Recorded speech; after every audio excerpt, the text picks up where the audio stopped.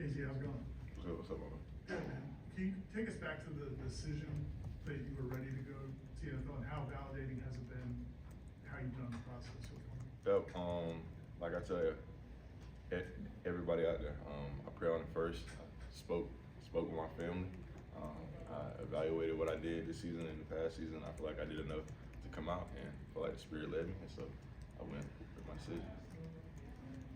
Jordan? Following up on that, how was your experience in Indy and at the combine? It was a blessing, man. Something I dreamed of since I was a kid.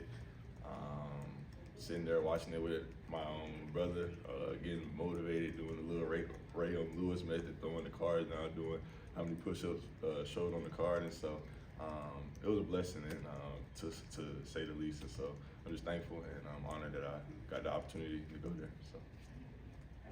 You do St. Elmo's when you were up there? Wait. Is it the steakhouse? Nah, I didn't have it. Nah.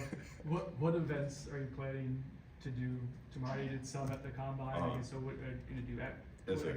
So I will run my 40. I will vertical jump. I will do 5, 10, 5, and I will be doing DB drills.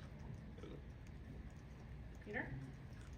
AZ, at the combine, obviously people are want to see how you do on the field, but people also don't know that the other side of it is talking to the executive, talking to GM and the coaches. What was that experience like, and what some of the questions that they asked you in particular? Yeah. At first it was a little nerve wracking, just because you going in there, head coaches, owners, GMs, the decision makers. You aren't talking to scouts anymore. You're talking to the decision makers, and so at first it was a little nerve wracking, but then I had to think like just be yourself. You don't got to put on no image. You don't got to put on no mask. You ain't got to do anything like that. Just be yourself. I feel like I'm a guy of high character, and I feel like everybody can back me on that. And so just not trying to make the moment too big, but dang sure not trying to make it too small. And so it was a blessing though, man. I was comfortable. I was confident.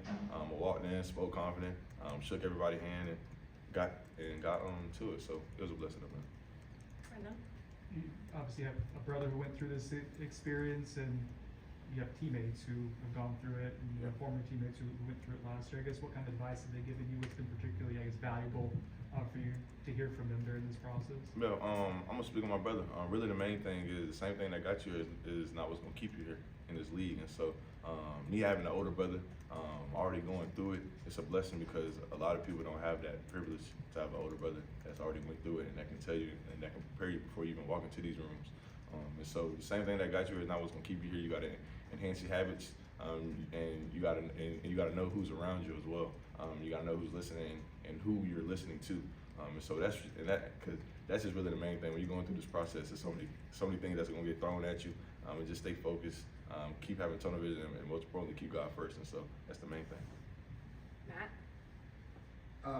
Pastor Tan wasn't here when you first got here.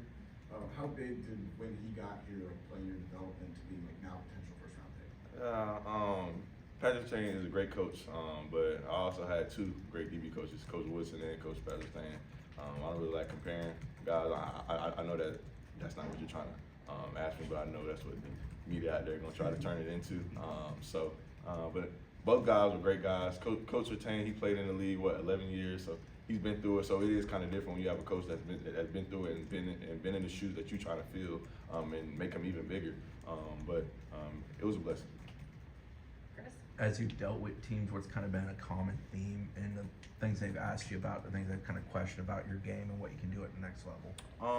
Really, they like that I can play man-to-man. They like I can guard from 5'8" to 6'5", 6'7", however you want to put it. And the main thing is that I was telling them, and they didn't even have to harp on it. I was telling them I need to work on finishing my tackling, just my tackling technique. And that's just really the main thing. I put some great things out there, but I also put some bad stuff out there.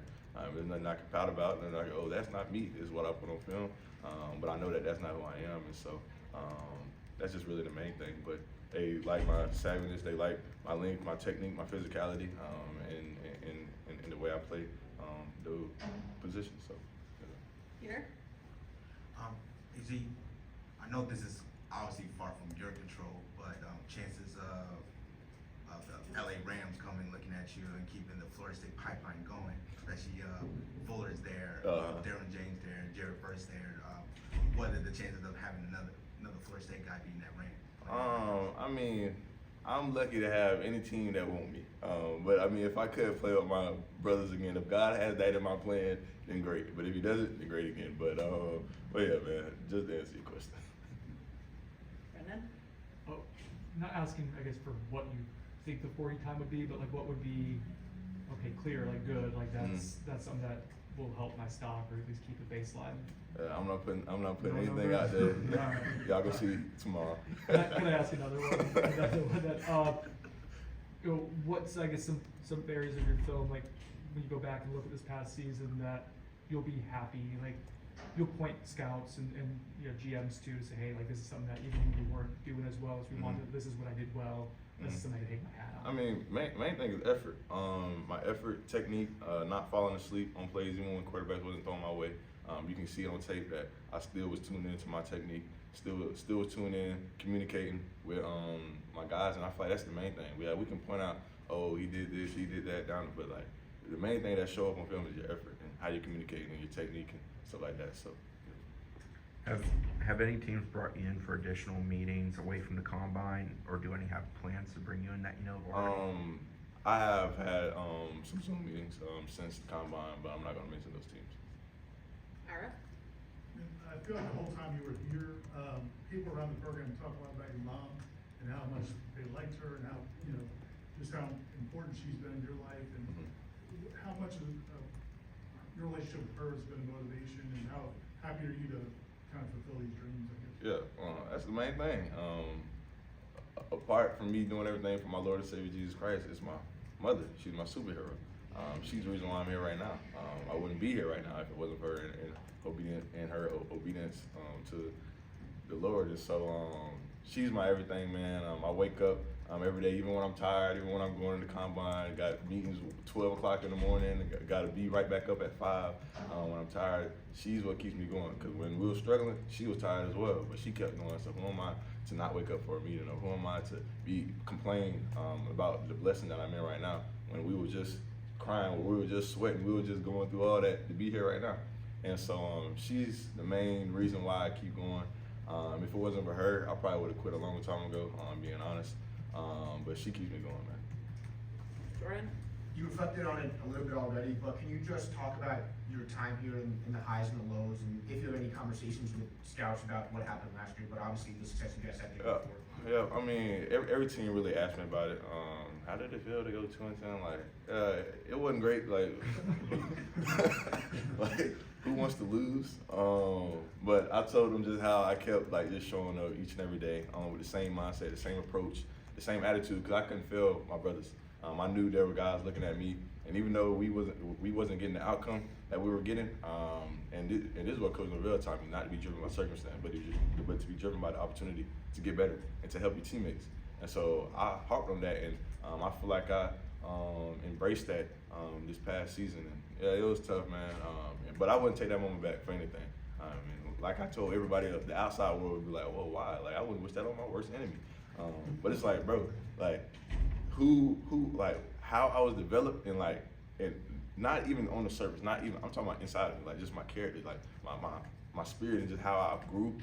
Since then, it's crazy. I feel like I can face anything in the world now, and so I feel like it was a blessing in disguise, and it was a blessing to where other people would think it was a curse.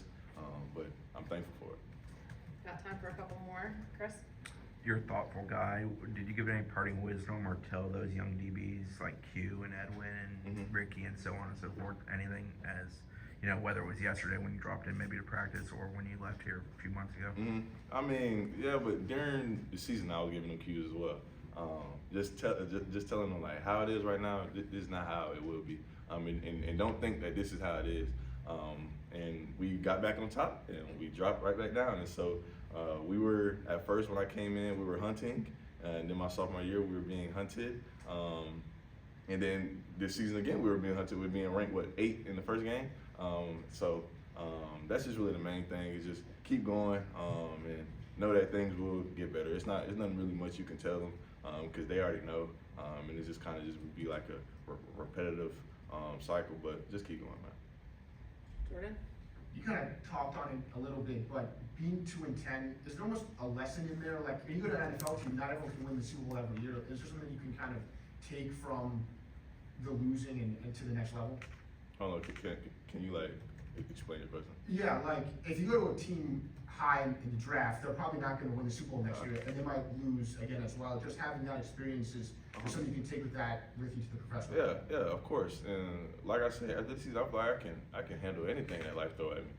So I'm thankful the Lord brought us through that, and not only got us through that, but we grew through it as well. So yeah. Last one's going to Ira. I just want to follow up on those young guys coming up behind you guys, with you and Petrell leaving. What do you think FSU fans can expect from that young group of DBs that has kind of been waiting in the wings? Confident, swagger, savvy, physical, and they're ready to play.